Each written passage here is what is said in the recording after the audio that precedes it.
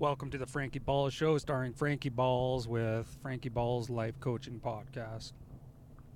Today we're going to talk about time ownership. That's one of the fundamental principles of life management, in my opinion. In order to be happy, you have to own your time. Owning your time is a very hard thing to do, and I think it is undervalued in our society. At the end of the day, you need to own your time. When you're a young kid, you have very little control over your time, and as you get older, you usually almost lose more and more control over your time, or more and more ownership over your time, until you finally get to a position where you own your time, or at least most of your time. So the first thing I want to talk about today is money. You can't really own your time unless you either make a lot of money or spend very little money.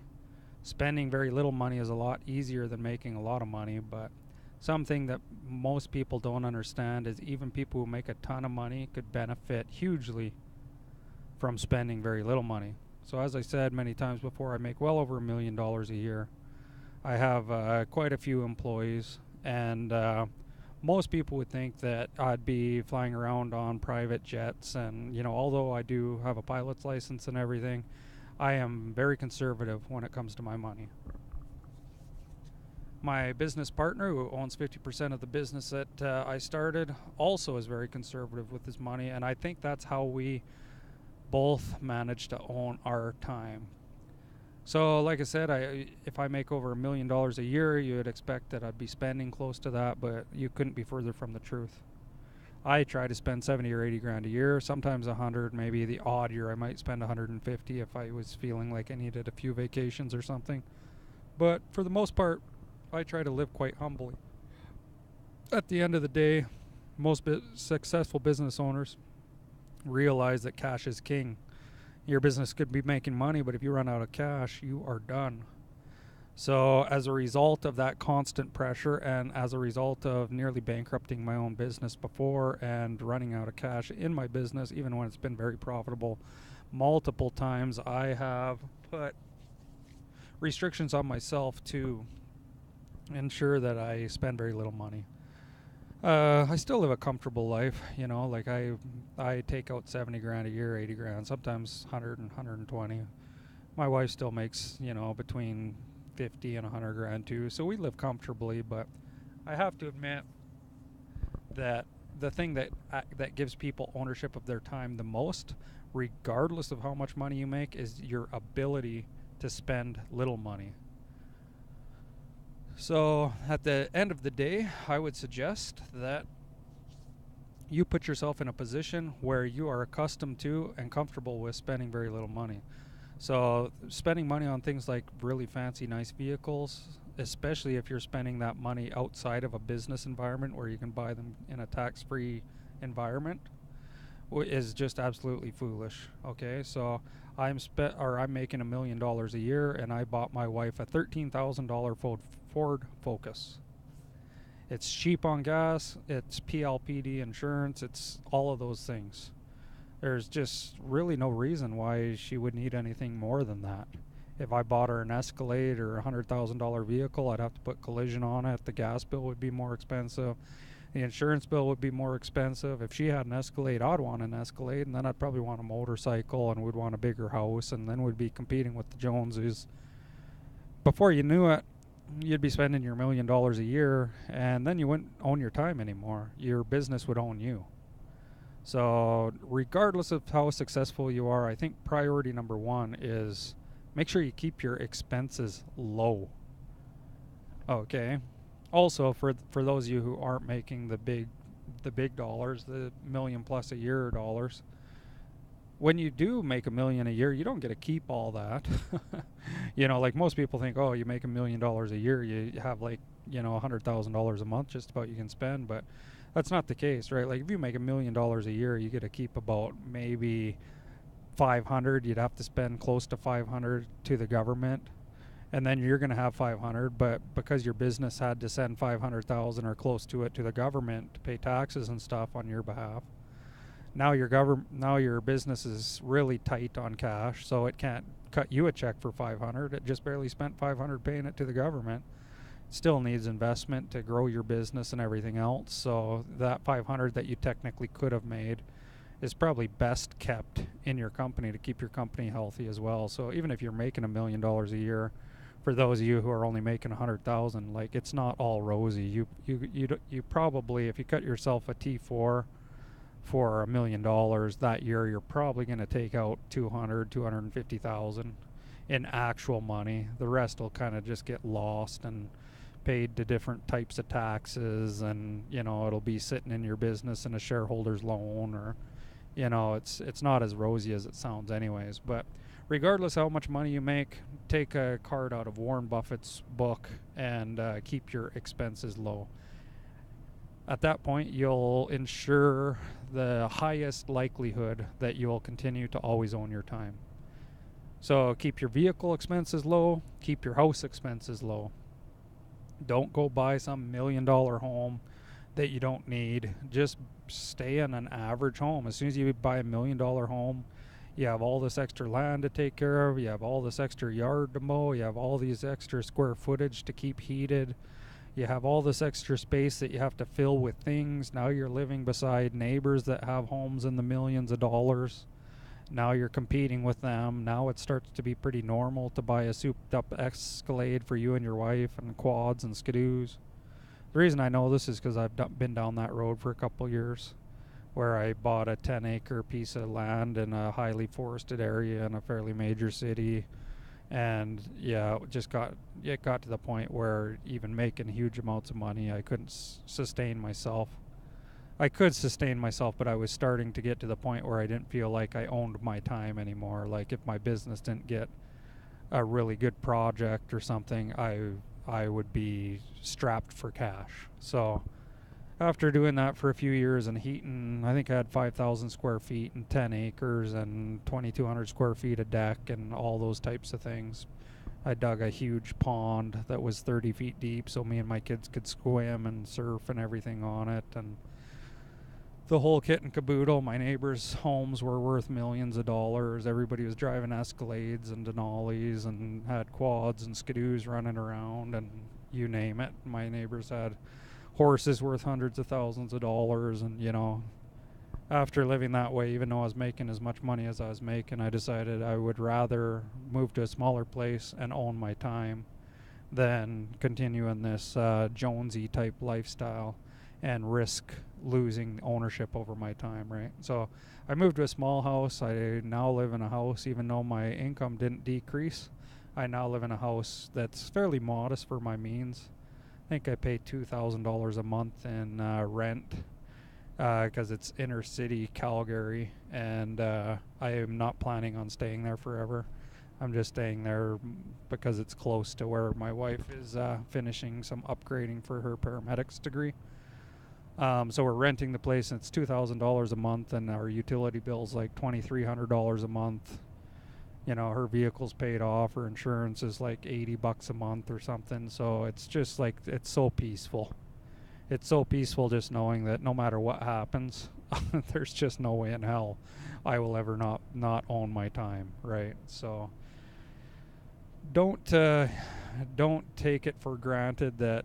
Don't try and get rich to think that you can spend all your money. That's a sure way to just own your time for a very short period of time. I make $1 million a year, and I probably spend, like I say, 80 or 90,000. Mainly because no matter what, I want to own my time. I like to go out day gaming a couple hours a day. I like to hit the gym for 2 or 3 hours a day. I like to spend a couple hours a day watching my kids ice skate or play basketball. And then I like to spend a couple hours a day on the business. So my day's filled with things that I really enjoy doing. And I don't ever want to risk not being able to day game, not being able to see my kids' basketball game, not being able to go to the gym just because I wanted to be competing with the Joneses and seeing who could have the nicest vehicles and the nicest house, right? So essentially what owning your time comes down to is making sure you're not a dumbass when it comes to money. Be smart with your money. Now, the second thing that you need to realize when you're owning your time is to know that you got to learn how to delegate, man. Like when you own a business, or even if you are in a business, you got to learn how to, if you're working for somebody else, to delegate your tasks. So if you can't do something, if you're working for somebody else and you can't do it, well, you got to find a nice way to tell them that you can't do it, or you got to find a way to have somebody else start doing your work that doesn't know how to delegate or doesn't know how to say no, or you just got to find a way to start owning your time. If you're in business, then you got to get to the point where you continually are turning your job into the type of job that you can train somebody else to do. There's going to be a few things that nobody else can do, like bidding on projects and stuff that are so high level that you probably should just keep doing. But I would say 80 or 90% of even business owners' job responsibilities you can train somebody else to do once you know how to do them. And then you just have to keep all the pieces in place. And the number one thing is don't let anybody know how much free time you have. As soon as somebody thinks you have more free time, whether it be people you work with or anybody else, people you work for, they're just going to keep piling it on and piling it on until they take all of your time. That's just the way it is. I don't know if I'm proud of it or not, but I always make sure that one of my main responsibilities, I feel like, as a business owner, is to make sure that all of the people under me have more than enough to do. You know, I never want anybody that's underneath me to be running out of stuff to do. So, and that's not because I'm a jerk, that's just because the way businesses work, you know, and that's a constant stress that you're going to have if you're not running your own business or if you don't own your time. Now, now if you're younger and you're listening to this podcast and you're thinking, well, I don't know if business is for me, which it's not for everybody. How do I own my time? Well, in that case, if you don't want to take the business route, which I don't think many people actually should, but if you're not going to take the business route, then you have to make yourself so valuable that you can own your time while working for somebody else.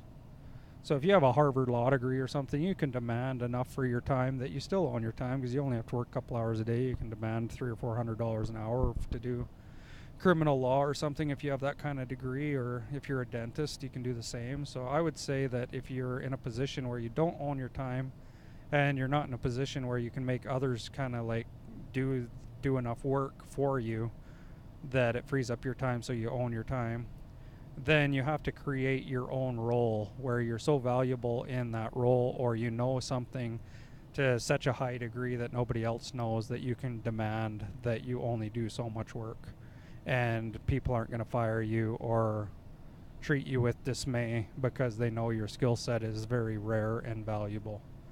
So if you're super young, I would suggest get a degree that pays very well, that's in extremely high demand, and get your grades just fucking amazing.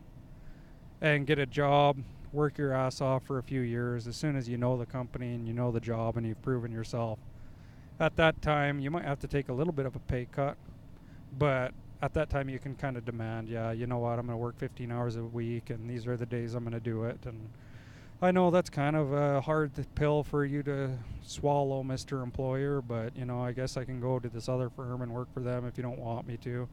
If you place it to them like that and you're valuable enough, you can own your time. Simple as that. So I would suggest, if you're in that position where you can't own your time right now, to start creating a pathway for you to do it.